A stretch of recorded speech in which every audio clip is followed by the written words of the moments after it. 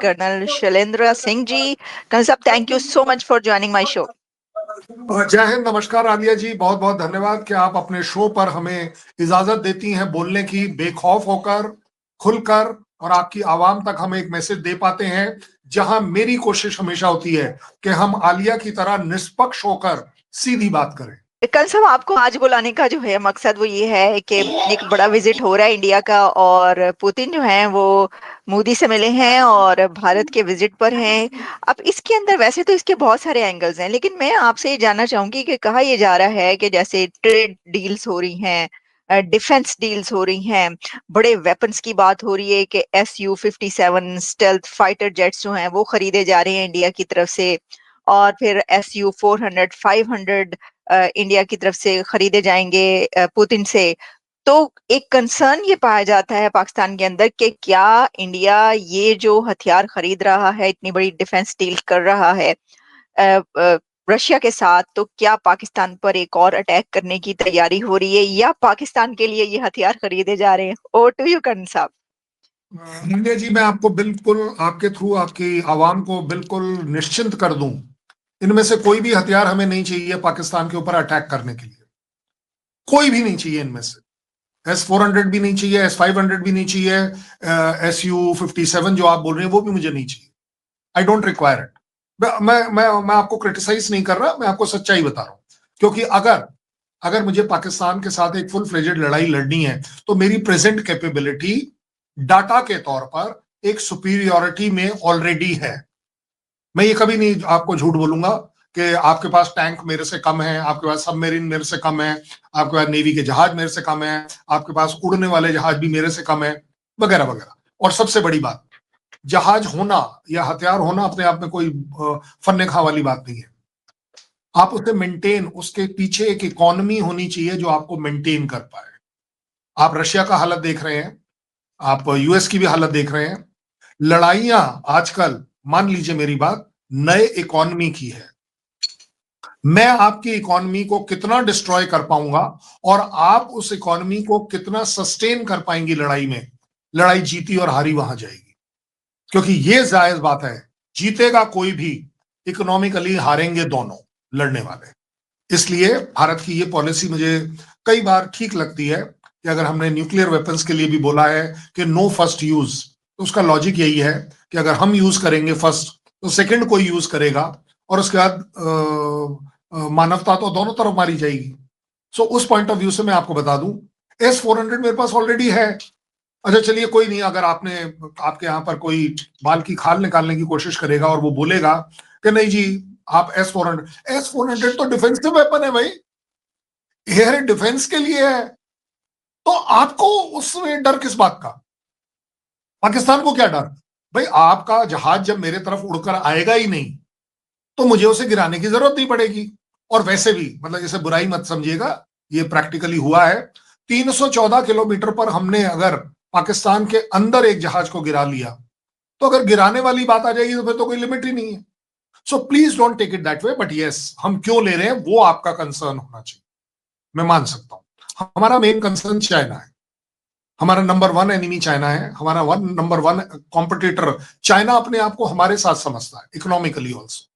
So overall अगर आप देखें तो ये बात जरूरी है कि हमें एक ये प्रिकॉशन भी लेनी होती है कि 4 साल पहले यूएस ने पाकिस्तान को अपने गोद से उठाकर एकदम फेंक दिया था, और आजकल दिख रहा है कि शायद वो फिर से ले ले, तो कल और जहाज दे दे। F-16 आपका पहले वाला भी है, हो सकता है कल F-35 22 जो भी आपको वो देना चाहे।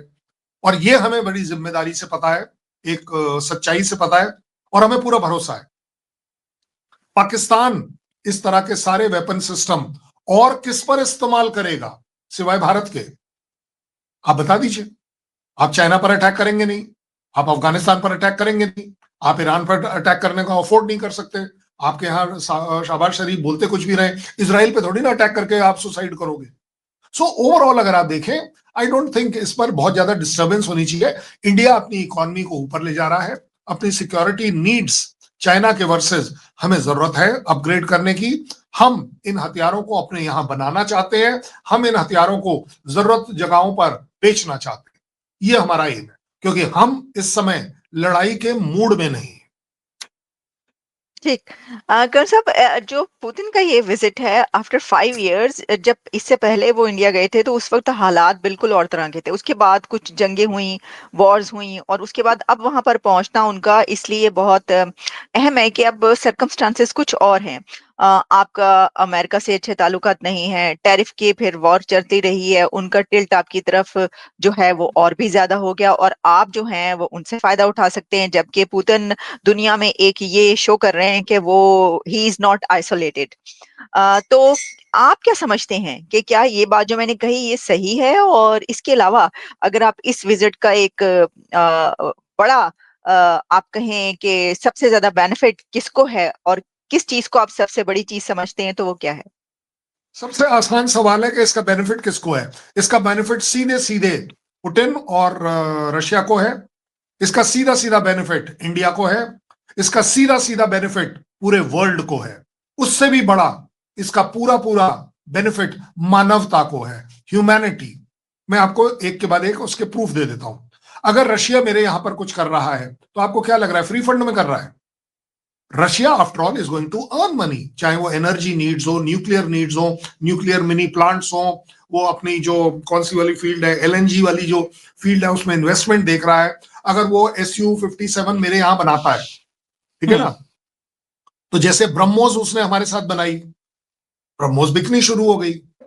उससे पहले जो ब्रह्मोस का जो उनका अपना वर्जन था, कौन खरीद रहा था?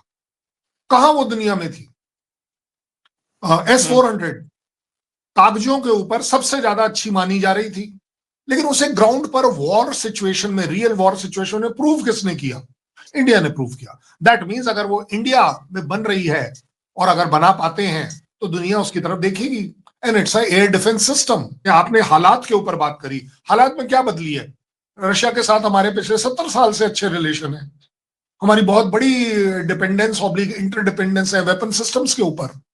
आपने एक और बात करी, that is relation, US relation. US से रिलेशन अगर हमारे खराब होते, एक मिनट के लिए अगर बात करें, तो ये जो अभी अभी हमने वो हेलीकॉप्टर का मेंटेनेंस का 7,000 करोड़ का कॉन्ट्रैक्ट किया है, वो कैसे हो गया? क्यों हो गया? क्यों रूबियो बड़ा एक अगेन, ये जो अभी दिल्ली में ब्लास्ट हुआ है लाल किले के पास, उसके लिए रूबियो ने क्या बोला? जो रूबियो है यूएस का, उसने बोला बड़ी सीधी सीधी बात, हाँ। India is handling this very maturely and correctly. Exactly. They do not require anybody support in that. इसका मतलब क्या है? देखिए, हमारे यहां पर भी ऐसा नहीं है कि हम बहुत दूध के धुले हैं, और आपके यहां पर भी ये जो मीडिया हम्म। का सबसे बड़ा प्रॉब्लम है कि वो हर चीज को सेंसेशन कर कर बनाना है। हम्म। आलिया की नजर में देखो, शैलेंद्र सिंह की नजर में देखो कि चीजें क्या इतनी खराब है। क्योंकि आप खराबी ढूंढेंगे तो खराबी मिलेगी। आप मुझे सुनेंगी कब? जब मैं ताकतवर हूं। नहीं तो आप मेरे को क्यों सुनेंगी? मैं इकोनॉमिकली ताकतवर। आजकल चाइना की बात सब क्यों सुनते हैं? आपने सीपैक अपने वहां कैसे करवा लिया? पैसे के जोर पर किया उसने। रशिया के साथ चाइना के रिलेशन एबनॉर्मल क्लोज क्यों है? पैसे के जोर पर है। यूएस बोल रहा है कि मैं ये कर दूंगा, वो कर दूंगा, मैं ताइवान में अटैक कर दूंगा, ये, लेकिन कर कुछ नहीं रहा है। क्यों? क्योंकि एक चाइना की इकोनॉमी इतनी ज्यादा डोमिनेटिंग है कि दुनिया का हर आदमी चाहे दिल से ना करे, बस सलामी तो करता है। हम भी कर रहे हैं, ऐसी बात नहीं है।